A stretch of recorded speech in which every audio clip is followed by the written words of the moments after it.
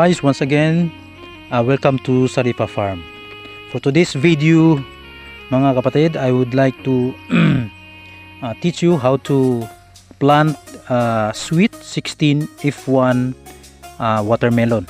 So from east west seed, ito mga kapatid, meron itong seeds na 35 seeds para sa 40 square meter na pagtataniman.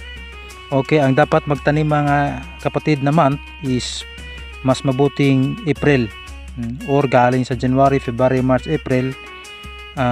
Mas mabuti dyan dahil papuntang tag-init yan, dahil ang itong pakwan mga kapatid o watermelon ay mas mabuti ito sa tag-init para hindi malanta yung ano niya, yung kanyang mga gamot, o malanta mismo yung kanyang puno. So mainam ito sa papuntang summer. So ngayon mga kapatid,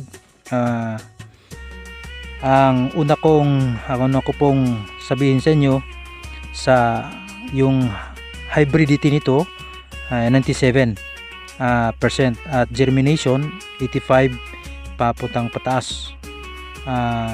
Ito mga kapatid, ang sweet 16 F1 na watermelon, ang paglalagay po ng pataba ay ganito po. Una, sa pagdating ng 14 days, day after sa pagtanim mga kapatid, so ang gawin po natin ganito, abunuhan natin ng ng 10 grams na 14-14 at 10 grams na urea. So mix po natin yan, tapos ilagay po natin. After that, pagtapos dyan, pag 28 day after seeding naman,